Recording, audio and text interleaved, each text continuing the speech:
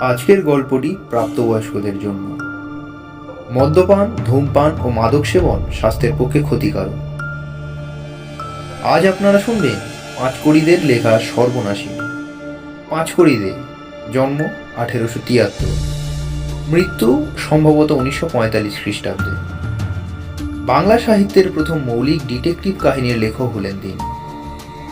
আজকের গল্পটি নেওয়া হয়েছে নির্বাচিত ভূতের গল্প এই বইটি থেকে। গল্প পাঠে আদিত্য ও দেবাশিস। অন্যান্য চরিত্রে দীপক, জিৎ ও ইন্দ্রাণী। গল্পের সূত্রধর আমি, সৌভিক। শুরু হচ্ছে আজকের গল্প সর্বনাশিনী।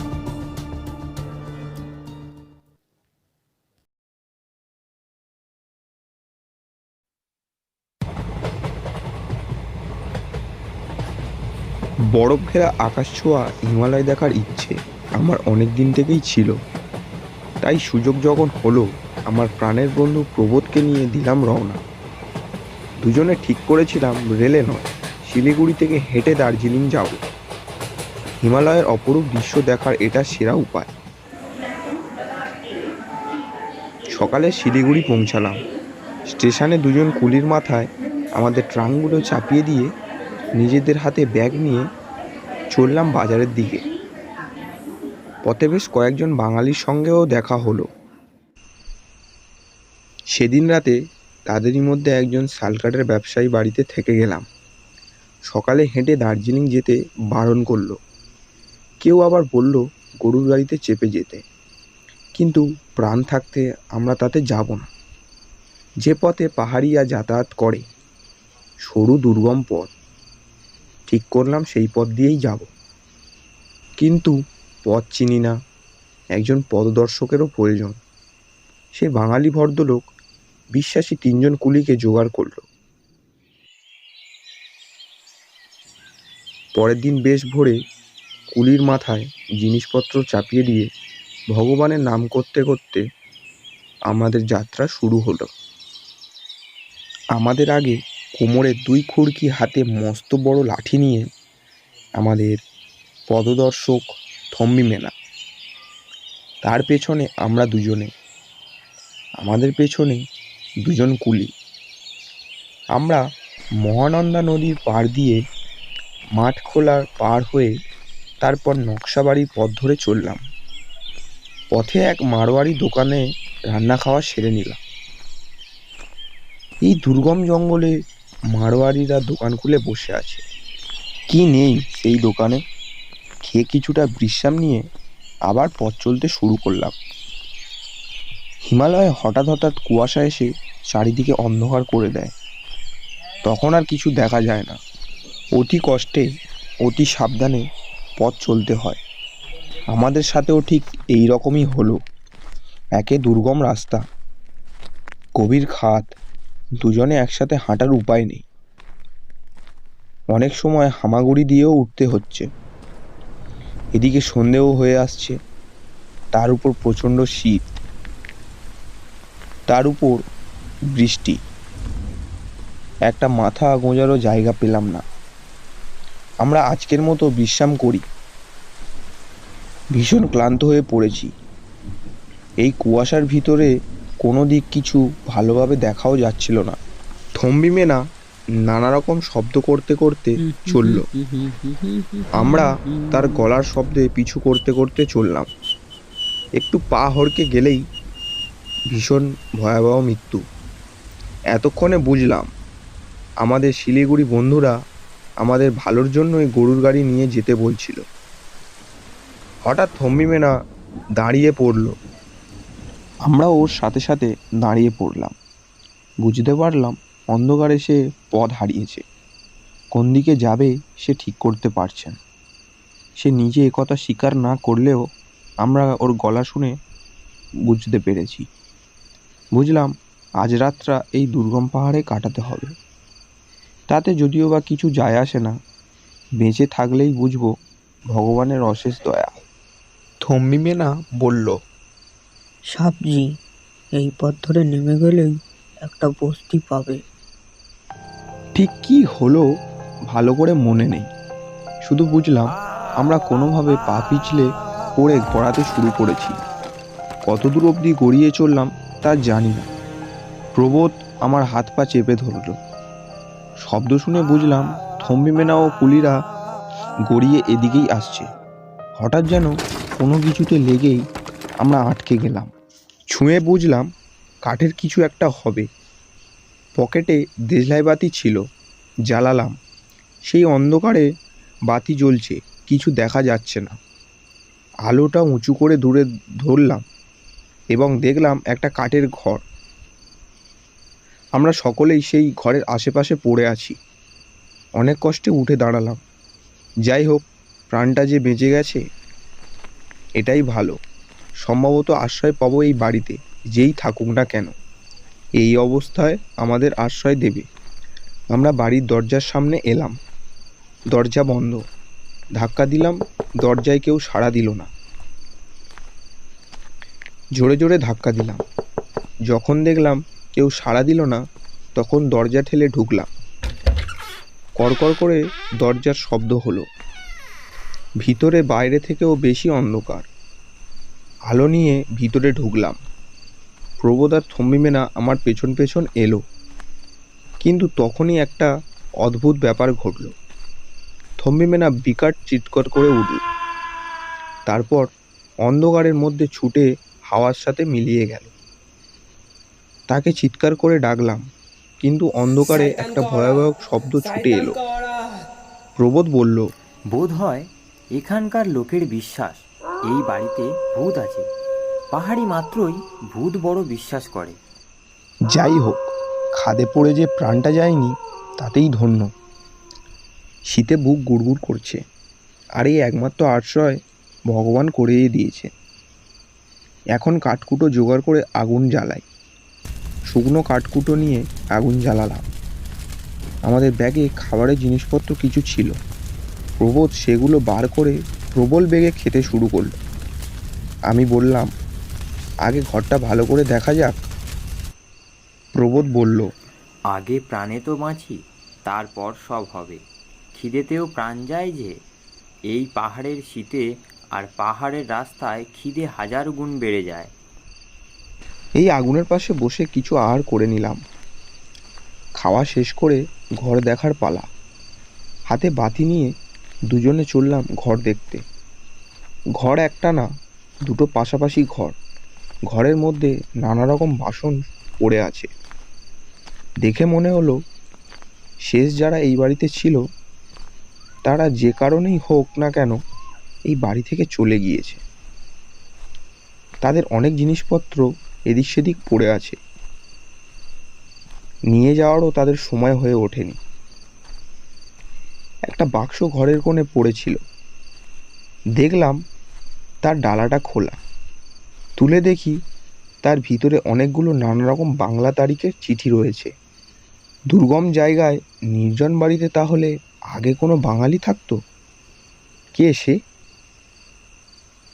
এত জায়গা থাকতে এখানে কেন এসেছিল? বাতিটা বাক্সের উপরে রেখে একে একে চিঠিগুলো পড়তে লাগলাম। যখন চিঠিটা শেষ করলাম তখন নিচ থেকে সেই অন্ধকার ভেদ করে মর্মান্তিক আর্তনাদ শোনা গেল। সমস্ত রাত সেই ভয়াবহ শব্দ আমাদের কানে ভাসতে লাগলো। এটা আমাদের বিকৃতি মস্তিষ্কের কল্পনা। না না, কোনো মানুষের আর্তনাদটা এই। প্রিয় সুরেশ, কলকাতার সেই শোরগোল অশান্তির মধ্যে থেকে পালিয়ে এসে এই নির্জন পাহাড়ে আমি কী যে শান্তি পেয়েছি তা বলে বোঝাতে পারছি না। আর লোকালয়ে থাকবো না। লোকালয়ে থাকলে আরাম বিশ্রাম কিছুই পাবো না। তাই এই দুর্গম জায়গায় এসে আশ্রয় নিয়েছি। আমার এই বাড়িটি ঠিক পর্বতের মাঝখানে। পেছনে স্তরে স্তরে পাহাড় ভেদ করে আকাশে উঠে গিয়েছে। সামনে একটা বড় খাদ, তার অনেক নিচে একটা নদী সাদা সুতোর মতো দেখতে পাওয়া যায়। এই বাড়িতে শুধু দুটি মাত্র ঘর। ঘরের দেওয়াল এমনকি চালও পর্যন্ত শাল কাঠের। এখানে শাল কাঠের কোনো অভাব নেই। তবে অনেক চেষ্টা করেও এখানে কোনো চাকর বাকর পাইনি। প্রায় 2 কোষ দূরে এক ভুটিয়া বস্তি আছে। সেখানে সপ্তাহে একদিন হাট বসে। হাটের দিন সকালে দরকারি জিনিসপত্র কিনে আমি সন্ধ্যাতে বাড়ি ফিরে আসি। সময় কাটানোর জন্য একখানা খুব বড় উপন্যাস লিখছি। বোধহয় তাতেই আমি বিখ্যাত হয়ে যাব। আমি একজন লোক পেয়েছি, কিন্তু রাতে সে এই বাড়িতে থাকতে যায় না। দিনেই সব কাজ সে সেরে চলে যায়। তাই আমার স্ত্রীকেও আর আগের মতো খাটতে হচ্ছে না। আসলে এই দুর্গম জায়গায় সে থাকতে চায় না। অনেক বুঝিয়ে আমি তাকে রেখেছি। লোকালয়ে থাকলে আমার রোগ আরাম সারবে না, এই কথা বলাতে সে থাকতে রাজি হয়েছে। রাতে সে পাশের ঘরে ঘুমোতে যায়, আর আমি পাশের ঘরে বসে অনেক রাত পর্যন্ত উপন্যাস লিখি। তোমার মন মতো। প্রথম চিঠিটি শেষ করে দ্বিতীয় চিঠিটি খুললাম। এই চিঠিতে সেই উপন্যাসের কথা এবং সেই উপন্যাসের প্রশংসা বেশি। এবার তৃতীয় চিঠিটির পালা। প্রিয় সুরেশ, তোমাকে 2টো চিঠি লিখেছি। এইটা নিয়ে 3টে হবে, কিন্তু এখনো পোস্ট করতে পারিনি। পোস্ট অফিসটা এখান থেকে প্রায় 10 ক্রোশ দূরে। কোনো লোকও পাইনি যে চিঠিটা পোস্ট করে দেবে। আসলে এই বাড়িটির আশেপাশে কেউ আসতে চায় না, বেশি পয়সা দিলেও না। আগের কারণ জানতে পারিনি, তবে একদিন এক বৃদ্ধকে জিজ্ঞাসা করাতে সেই আমাকে এই রহস্যের ব্যাপারে বলল। সেটা এরকম, সোহ বলে একজন ভুটিয়া কবি এই বাড়িটি তৈরি করেন। নির্জন জায়গায় তার থাকতে ইচ্ছে করেছিল বলে এই দুর্গম স্থানে তিনি বাড়িটি বানান। এখানে তিনি নিজের সুন্দরী যুবতী স্ত্রীকে নিয়ে থাকতেন। সুখেই তাদের দিন চলছিল, কিন্তু এমনই কপাল, কয়েকদিনের মধ্যে সেখানকার এক যুবতী মেয়ের সাথে সোহ গভীর প্রেমে পড়ল। যখন গভীর রাতে পাশের ঘরে সোহর স্ত্রী ঘুমোতে যেত, তখনই সেই যুবতী এসে তার পাশে বসত, নিচু গলায় গল্প করত, প্রেমের গল্প।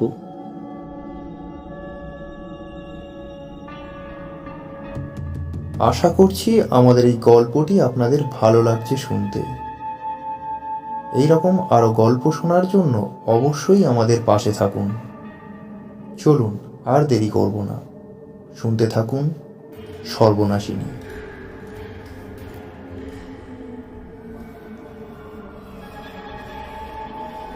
একদিন রাতে সোহর স্ত্রী সবটা জানতে পারল, কিন্তু সে কিছু বলল না। সেই সুন্দরী যুবতীকে এই বাড়িতে আসতে হলে এক কাঠের সাঁকো পার হয়ে আসতে হতো। এই সাঁকোর প্রায় 500 হাত নিচে এক ঝর্ণা, ভীষণ স্রোত সেই ঝর্ণার। ভুটিয়ারা এর নাম দেয় পাগলা ঝোড়া। রোজ রাতে সেই যুবতী এই সাঁকোতে যাতায়াত করত। একদিন সোহ বাড়িতে না থাকায় তার স্ত্রী সেই সাঁকোর একদিকটা কেটে রেখে এলো।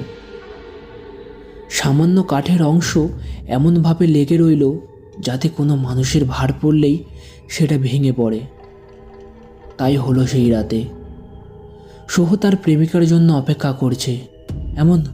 এমন সময় হঠাৎ করে তার কানে এলো এক মর্মভেদী চিৎকার। তারপরেই বিশাল কাঠ ও পাথর পড়ার শব্দ হলো। তার প্রেমিকা সেই 500 হাত তলায় সেই পাগলা ঝড়ায় পড়ে তলিয়ে গেল। তবে কে এই কাজ করেছে তা সোহ ভালো মতো বুঝতে পারল। এরপরে সোহ তার স্ত্রীকে গলা টিপে মারতে গেল, কিন্তু ভুটিয়া মেয়েদের গায়েও অনেক শক্তি। তার স্ত্রীও তাকে টানতে টানতে খাদের কাছে নিয়ে এলো। তখনও সোহ তার স্ত্রীর গলা থেকে হাত সরিয়ে নেয়নি। তার স্ত্রীর কপালে চোখ উঠল, জিভ বার হয়ে গেল, তবুও তার স্বামী তাকে ছাড়ল না।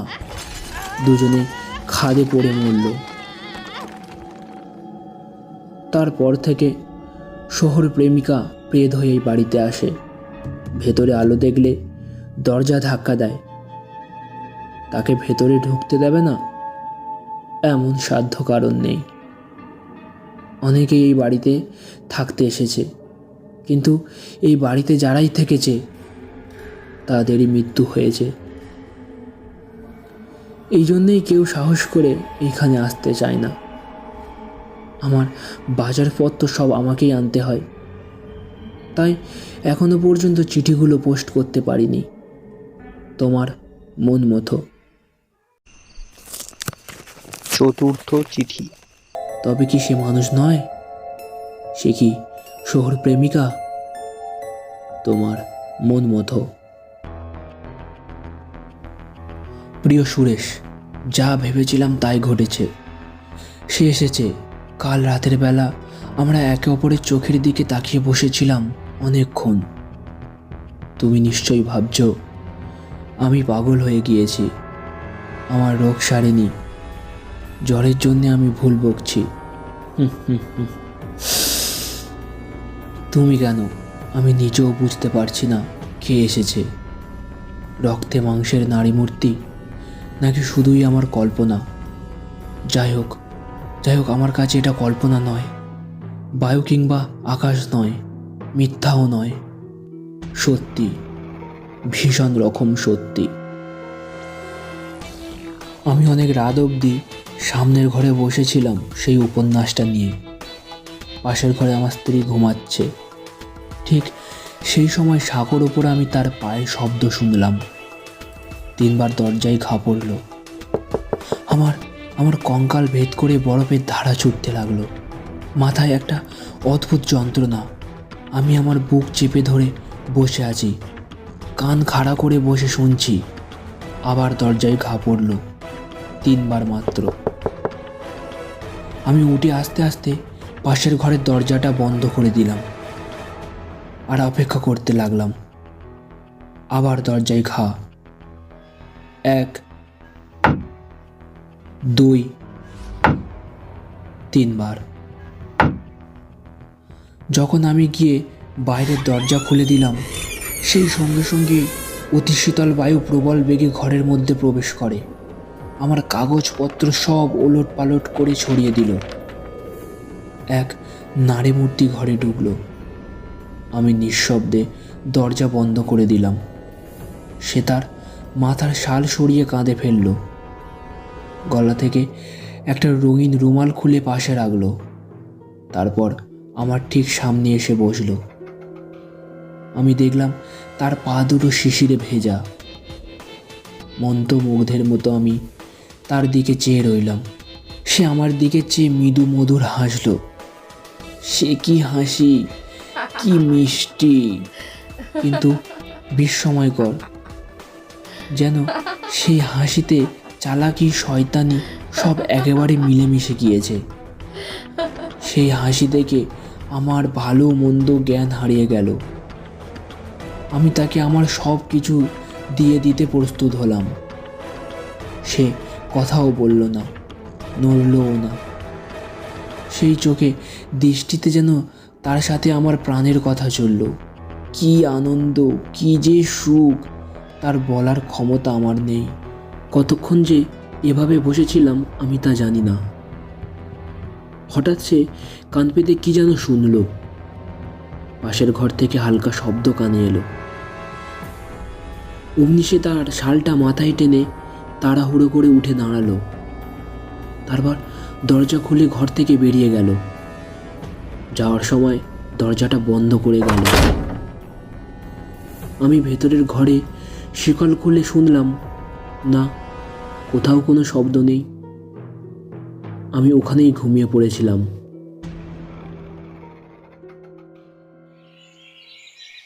ঘুম থেকে উঠেই মনে পড়ল সেই যুবতী তার রুমালটি ফেলে গিয়েছে।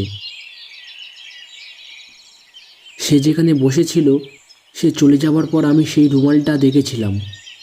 সেটা লুকিয়ে রাখবো বলে সেদিকেই তাকিয়েছি, দেখি সেখানে রুমালটা নেই। আমার স্ত্রী ঝাড় দিয়ে ঘর পরিষ্কার করছে, আমার চায়ের জল গরম করছে। সে আমার দিকে দু একবার তাকালো। আশ্চর্য, আমি তাকে এমনভাবে তাকাতে দেখিনি কখনো। কিন্তু সে কোনো কথা বলল না, এমনকি রুমালের কথাও না। আমার মনে হচ্ছে গতকাল রাতের ঘটনাটা শুধু স্বপ্ন মাত্র। কিন্তু সন্ধেবেলা আমি দূর থেকে লক্ষ্য করলাম আমার স্ত্রী সেই রুমালটা নিয়ে ভালো করে দেখছে। আমাকে সে দেখতে পাচ্ছে না। কতবার ভাববার চেষ্টা করলাম গতকাল রাতে আসা স্ত্রীলোকটি সত্যি স্ত্রীলোক, প্রেতাত্মা নয়। কিন্তু মানুষ তো মানুষকে চিনতে পারে। কালকের সেই স্ত্রীলোক কোনো রক্ত মাংসের মানুষ নয়, তা আমি মনে মনে ভালোই বুঝতে পারছিলাম। এখান থেকে দুকোষের মধ্যে কোনো লোকালয় নেই। দিনের বেলায় এখানে চলাফেরা করা বিপজ্জনক। আর এই শীতের রাতে দুর্গম রাস্তায় কোন স্ত্রীলোক এই বাড়ির মধ্যে আসতে পারে? কোন স্ত্রীলোকের উপস্থিতিতে শিরায় শিরায় বরফের স্রোত বয়ে যায়? যাই হোক, সে যদি আরেকবার আসে তাহলে তার সাথে একটু কথা বলবো, তাকে হাত বাড়িয়ে ধরবো। তাহলে দেখতে পাবো সে রক্তে মাংসের জীব নাকি ছায়া মাত্র। তোমার মন মতো। ষষ্ঠ চিঠি। প্রিয় সুরেশ, এসব চিঠি কখনো তুমি পাবে সে আশা আমার নেই। এগুলো আমি তোমাকে পাঠাবোই না। তোমার এগুলো আমার পাগলামো বলে মনে হবে। এসব চিঠি লিখছি মনের যন্ত্রণায়। এভাবে না লিখে রাখলে চিৎকার করে মনের জ্বালা মেটাতে হতো। রোজ আসে, সে রোজ আসে, এসে বসে আমার চোখের দিকে তাকিয়ে থাকে। সে মায়াজালের হাসি হেসে আমাকে আত্মহারা করে দেয়। আমার অস্তিত্ব হারিয়ে যেতে থাকে। এখন আমার ওই উপন্যাস লেখা প্রায় বন্ধ হয়ে গিয়েছে। আর এসব লেখার চেষ্টাও করি না। শুধু তার পায়ের শব্দ শোনার জন্য অপেক্ষা করে থাকি। সাঁকোর ওপর দিয়ে, ঘাসের ওপর দিয়ে দরজায় ঘা দেবার শব্দ। সে এলে আমি কথা বলতেই পারি না। রোজ ভাবি আজ কথা বলবো, আজ কথা বলবো, আমি কথা বলবোই। কিন্তু সে এলে আমি সব ভুলে যাই। কাল রাতে যখন আমরা দুজনে এভাবে বসেছিলাম, হঠাৎ আমার চোখ গেল পাশের ঘরের জানালার দিকে। হঠাৎ মনে হলো কে যেন মুখটা সাথে সাথে সরিয়ে নিল। অমনি সে তার শালটা মাথায় টেনে তাড়াতাড়ি করে ঘর থেকে বেরিয়ে গেল। আমি আলো নিয়ে পাশের ঘরে গিয়ে দেখি আমার স্ত্রী ঘুমিয়ে আছে। তোমার মন মতো। এবার সপ্তম চিঠি। মন মতো। এবার অষ্টম চিঠি। প্রিয় সুরেশ, আজ সকালে হাটে যাব বলে আমি বাড়ি থেকে বের হলাম। আমার স্ত্রী দরজার সামনে দাঁড়িয়ে রইল। দূরে গিয়ে দেখি তাকে একটা ছোট্ট পুতুলের মতো দেখাচ্ছে। পাহাড়ের বাঘটা নিতেই তাকে আর দেখা গেল না। তখন আমি তাড়াতাড়ি ছুটে অন্য পথ দিয়ে বাড়ির দিকে যেতে লাগলাম। পাহাড়ি রাস্তায় চলা অত সহজ নয়। অনেক কষ্টে এলাম। একটা বড় পাথরের পিছনে লুকিয়ে দূর থেকে আমি আমার বাড়ির দিকে নজর রাখলাম। কিছুক্ষণ পর দেখলাম আমার স্ত্রী কুঠার নিয়ে সাঁকোর কাছে এলো। আমি স্পষ্ট দেখতে পেলাম না সে কি করছে। কিছুক্ষণ পর সে উঠে দাঁড়ালো। দূর থেকে আমি তার মুখের হাসিটা দেখতে পেলাম। সেই হাসির ভিতরে প্রতিহিংসার আগুন জ্বলছে যেন ধপধপ করে। সে বাড়ির ভিতরে ঢুকে গেল। আমিও হাটের দিকে চললাম। হাট থেকে সন্ধ্যার সময় ফিরে আমার স্ত্রীর কাছে থেকে যথারীতি আদুর ভালোবাসা পেলাম। আমি যে তার ভয়াবহ কাজটা দেখে ফেলেছি তা সে ঘুণাক্ষরেও তাকে জানতে দিলাম না। সে ভেবেছে কোনো মেয়ে মানুষ রাতের বেলা সাঁকো পার হয়ে আমার সাথে প্রেম করতে আসে, তাই সে সাঁকো কেটে রেখে এসেছে। আজ সেই মেয়ে এলে অতল খাদে পড়ে যাবে। আমি কিছুই বললাম না। এতেই আজ প্রমাণ হয়ে যাবে রোজ রাতে যে আসে সে মানুষ না প্রেতাত্মা। কিন্তু যদি রক্তে মাংসের মানুষ হয় ভেবেই আমি চমকে উঠলাম। কিন্তু সে যদি প্রেতাত্মা হবে তবে তার পায়ের শব্দ আমি শুনতে পাই কেন?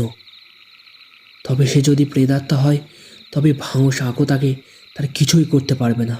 বেশ হবে, বেশ হবে, আমার স্ত্রী হ্যাপি জব্দে হবে।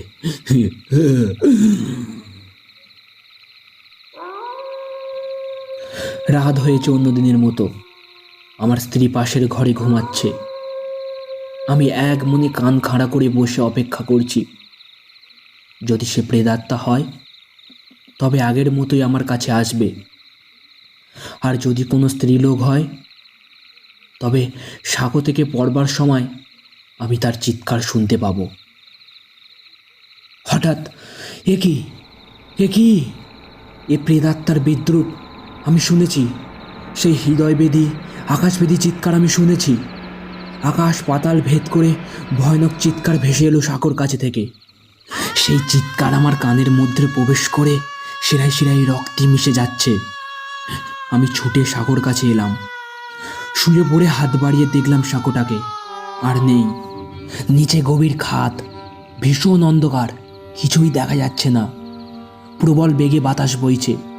আমি চিৎকার করে ডাকলাম। সেই প্রবল বাতাসে আমার চিৎকারের প্রতিধ্বনি পিশাচের মতো ফিরে এলো। আমি ঠিক বুঝেছি, হ্যাঁ আমি ঠিক বুঝেছি। এতদিন ধরে পাগলামোটা একটু একটু করে আমাকে অত্যন্ত আঁকড়ে ধরেছে। সেখান থেকে ফিরে আসার কোনো উপায় নেই। সব চেষ্টা বৃথা। আমি কতবার মনে মনে বলেছি এসব আমার শরীরের অসুস্থ, এ চিৎকার আমার কল্পনা মাত্র। কিন্তু না না, ওই চিৎকার, ওই মর্মভেদী চিৎকার, সেটা মিথ্যা না, সত্যি। ওটা একেবারে সত্যি। সারাক্ষণ আমার মাথায় কে যেন লোহার হাতুড়ি দিয়ে মারছে। আমি বুঝেছি সে আমার কাছে আর আসবে না, আসবে না সে আমার কাছে। এই শেষ, তোমার মন মতো দেয়। আমার লেখাপড়া সব গোল্লায় গিয়েছে। আমি একটা হিংস্র পশু হয়ে গিয়েছি। কবে আমি এই স্ত্রীলোককে, মানে যে একসময় আমার স্ত্রী ছিল, তার ওই নরম সুন্দর গলার যতক্ষণ না তার সাথে মিলিত হই।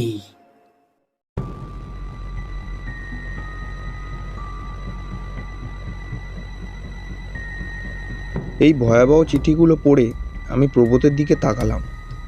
সে আমার মুখের দিকে তাকালো।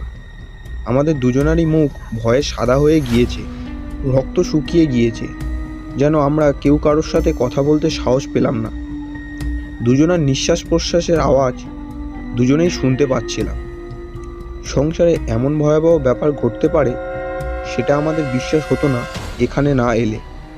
আমাদের পদদর্শক থম্বেমেনা শয়তানকা অরাত বলে এখান থেকে কোনো ক্রমে পালিয়ে গেছে, তা এতক্ষণ ভালো করে বুঝতে পারলাম।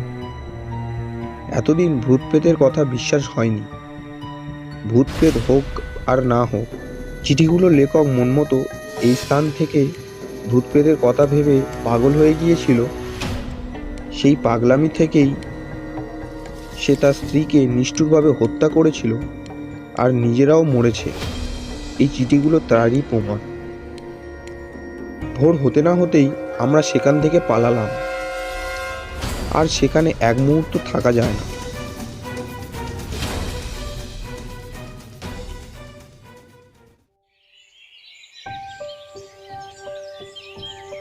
বস্তিতে এসে আমাদের দুই কুলি ও থম্বিমেনাকে দেখতে পেলাম। আমরা যে বাড়িতে রাত কাটিয়েছি এখনো বেঁচে আছি সেটা তারা দেখে বিস্মিত হয়ে আমাদের মুখের দিকে তাকিয়ে হাঁ করে চেয়ে রইল। আমরা দার্জিলিংয়ে পৌঁছে চিঠিগুলো কমিশন সাহেবকে দিলাম। শুনেছি তার আদেশে ওই ভুতুরে বাড়িটি একদিন পুড়িয়ে দেওয়া হয়েছে।